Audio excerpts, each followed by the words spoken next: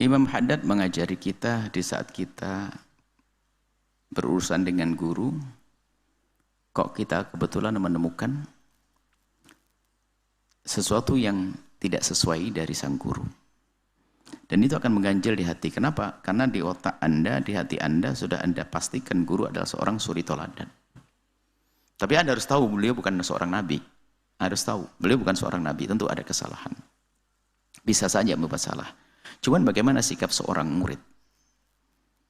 Seorang murid di saat melihat sesuatu yang mengganjal, kata Imam Haddad rahimahullah ta'ala, beliau seorang pendidik sejati.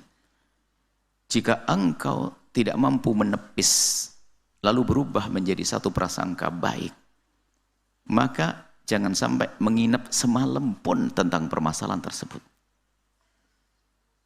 Lebih baik kamu tanyakan agar tuntas. Kamu bertanya, kalau itu sebuah kesalahan yang menurut Anda parah, menurut ya sebagai seorang murid yang mencintai gurunya, mengingatkan wong dia manusia bisa saja lupa dan lalai. Sopan santun yang berlebihan lalu menyimpan tapi ternyata menggumpal jadi prasangka buruk, akhirnya keputusannya apa? Aku tidak mau lagi ikut. Kan bahaya. Jadi Anda harus punya cinta yang sesungguhnya, yaitu dengan cara empat mata bertanya. Jangan disampaikan ke yang lainnya, orang lain tidak bisa menyelesaikan. Anda punya guru, Anda dekat, langsung mohon maaf Kiai, mohon maaf. Tentang apa yang panjenengan lakukan, tentang ini saya pengen penjelasannya.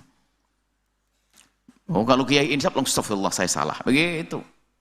Atau, Anda, saya itu mau nyari kamu, tak taunya nyari ini. Kenapa kok Kiai masuk ke tempat begini? Kan bisa mungkin kalau Kiai masuk tempat itu. Nah, tak taunya tujuannya adalah mungkin beli apa kan tidak tahu. Tapi jangan sampai menginap semalam khawatir bangkit dari tidurmu dengan prasangka buruk yang lebih parah lagi. Jadi menanyakan itu wajar supaya tidak mengganjal. Kalau Anda mampu menepis karena Anda cerdas, guru Anda adalah tetap manusia, apalagi belum pasti melakukan satu keharaman, ketidakbaikan, maka Anda bisa menepis sebagai husnudzon. Tapi kalau sudah berat, tanyakan. Dan guru yang hebat, di saat diingatkan akan mudah menerima. Tentunya dengan cara yang adab, yang baik. Bukan disebarkan kemana-mana, difoto, ditanyakan ini gimana guru kita ini. Ini apa itu? Tanyakan. Dan kami ingatkan bagi seorang guru, kalau punya murid-murid yang berani seperti itu adalah berarti murid yang sangat sayang. Jadi yang tidak usahlah menganggap dirinya seorang suci. Kalau diingatkan muridnya, kasih hadiah dong. Ya, kesempatan punya murid berani mengingatkan. Kan kita manusia. Ya kalau kita ingatkan harus bangga dong. Bahkan kalau perlu, kadang-kadang iman kita tuh sering berkurang. Ya anggap saja, malaikat kita yakin ada raqib atid yang mencatat. Cuma namanya sering lalai. Jadi kalau ada murid mendampingi lumayan, dia ngawal kita juga biar nggak macam-macam, kan begitu enak. Tapi kalau sudah diingatkan marah dan sebagainya, bukan seorang ulama pada akhirnya. Kenapa? Kita menganggap kita kayak nabi dan sebagainya, nggak bisa salah atau bagaimana? Jadi kami ingatkan kepada semuanya, seorang murid tetap beradab. Kalau ada keganjalan, tanyakan. Kalau guru yang insaf, kalau dia salah cukup, makasih, Allah teman, makasih. Kalau ternyata guru tidak melakukan kesalahan, dia akan jelaskan, kamu ini permasalahannya, kamu belum paham ini gini. Sudah, seorang murid selesai. Nggak akan marah, yakin kalau guru hebat nggak akan marah, yakin, seyakin-yakinnya. Orang yang paling hebat setelah Nabi adalah Abu Bakar, Sayyidina Umar. Sayyidina Umar diingatkan oleh muridnya, rakyatnya, langsung mengangkat tangan, rahimallah imra'an ahdali uyubi. Semoga Allah memberikan kasih sayang orang yang telah menunjukkan kekuranganku. Hebat dia. Langsung ngasih tahu keluarganya, kasih hadiah. Kita punya apa dari rumah. Gitu. Ya kita perlu kontrol, benar. Kita pengen orang yang dengan salah. Udah harus kontrol dong, jangan hanya ikut kotok. Kalau saya melakukan kesalahan kok kamu ikut-ikutan, ini adalah murid pengkhianat, kan begitu. Membiarkan gurunya salah, ya nggak begitu. Yang damping ibu, ya harus ngikuti misalnya. Harus kalau ada nggak benar ini, diingatkan, nasihati. Bahkan bukan saja secara haram. Kadang masalah sopan santun pun boleh mengingatkan. Oh ya kayaknya nggak pantas begitu. Seneng. Oh ya jangan gitu. Oh iya. Itu bagus.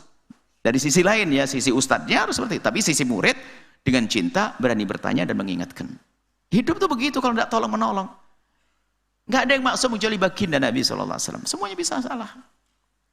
Makanya karena memang gurumu adalah tetap manusia, bukan tetap manusia biasa, bukan nabi, sehingga jangan di saat guru salah langsung engkau hengkang. Kalau ada seorang murid cari guru yang tidak pernah bersalah sampai mati nggak punya guru. Kalau kalian jomblo-jomblo, kalau pengen cari suami yang nggak punya kekurangan sampai mati, jomblo kau. Sama, kalau mencari perempuan yang punya kekurangan sampai mati nggak punya, nggak dapat. Ada kekurangan semuanya. Akan tapi kesempurnaan adalah dengan cara hidup yang baik, mudah mengingatkan dan mudah diingatkan, seperti itu. Allahu a'lam bishawab. Ingat, ini rumus.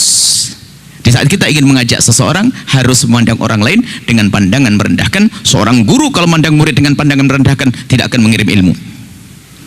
Kalau rumusnya didapat, rambu-rambunya didapat, belajar gampang. 5 menit cukup nanti. Makanya mukaddimah yang panjang, nanti ilmunya 5 menit saja sudah selesai, gak usah banyak-banyak. Baik, kemudian rambu-rambu bagi yang belajar. Rambu-rambu bagi yang belajar harus ada mahabbah dan adab kepada seorang guru. Sama, guru harus punya mahabbah dan adab kepada murid.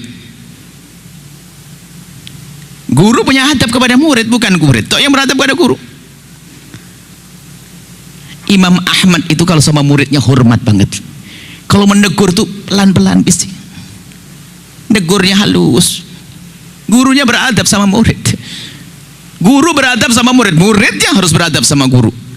Jadi kalau bagi murid, kalau kita menjadi murid, apa yang harus ada pada kita agar ilmu mudah kita dapat? Sederhana, harus ada mahabbah, ada cinta di hati kita kepada sang guru, dan ada adab. Mahabbah itu ditandai apa? Kita sering mendoakan guru kita. Kemudian yang kedua, tanda cinta kita. Maka kalau kita punya guru, siapapun mungkin yang mengajar kita satu ayat atau apa, biasa akan mendoakan. Dan kalau ada seorang murid mendoakan gurunya, itu adalah kepentingan murid, bukan kepentingan seorang guru. Sebab seorang guru sudah didoakan langsung oleh Rasulullah, dan semua penghuni langit mendoakannya, dan penghuni laut mendoakan seorang guru. Maka kalau kita bisa mendoakan guru, keberuntungan bagi kita. Kemudian yang kedua, jangan membicarakan kejelekan seorang guru. Kalau kita melihat kejelekan seorang guru, anggap itu adalah musibah besar bagi seorang murid. Bencana seorang murid, tantangan berat seorang murid kalau dibukakan oleh Allah aib gurunya. Naudzubillah, hilang cinta saat itu. Makanya orang-orang dahulu itu kalau dibukakan aib gurunya itu menangis, dosa, kekotoran hatinya langsung dikoreksi. Misalnya seorang murid lihat gurunya melakukan kesalahan dan menyalahkan gurunya, dia langsung mengatakan, ya Allah, kenapa kau tampakkan kekurangan guruku di mataku, takut aku kurang cinta ya Allah. Menangis dia. Sehingga mereka di saat mau belajar, lihat Syekh Hashim Asy'ari dalam kitab Adabul Alim wal Muta'allim, beliau menyebutkan salafuna, ulama dahulu itu kalau calon-calon waktu sebelum menjadi ulama, kalau mau belajar itu bersedekah. Setelah bersedekah itu berdoa, ya Allah, dengan sedekahku ini Allah, tutuplah kekurangan guruku agar tidak terlihat olehku. Makanya kalau ada murid mencari kesalahan guru, dijamin dia nggak akan dapat ilmu. Dan ingat, kalau kita mencari guru yang tidak pernah bersalah, sampai mati kita nggak punya guru. Akan tapi ketahuilah, nasib baik seorang murid adalah jika ditutup oleh Allah kekurangan gurunya.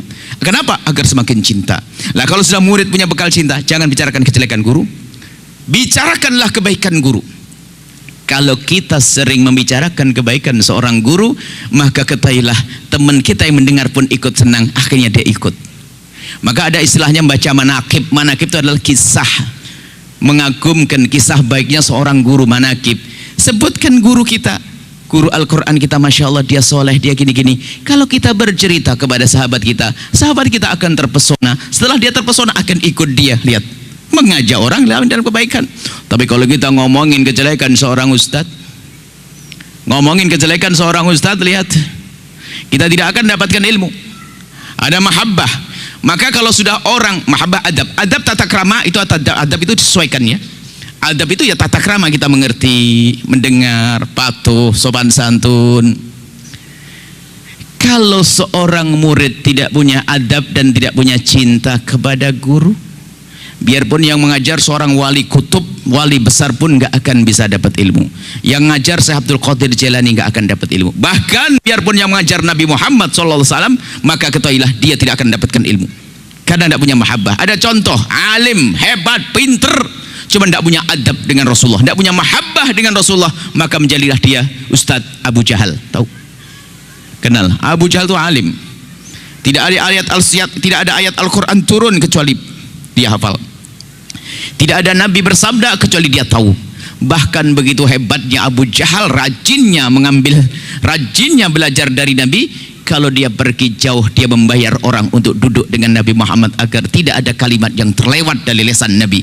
Cuman tujuannya bukan untuk mencari kebaikan, tapi tujuannya untuk mencari-cari kejelekan Nabi yang tidak pernah ada. Karena di hatinya tidak ada cinta. Lihat, padahal dia dengar firman Allah, dengar suara Nabi yang indah, dan melihat akhlak Nabi yang mulia. Karena di hatinya tidak ada cinta, maka nggak ada ilmu. Setelah Baik, selesai. menyaksikan video ini, jangan lupa berselawat kepada baginda Nabi Muhammad sallallahu alaihi wa alihi wa sahbihi wasallam.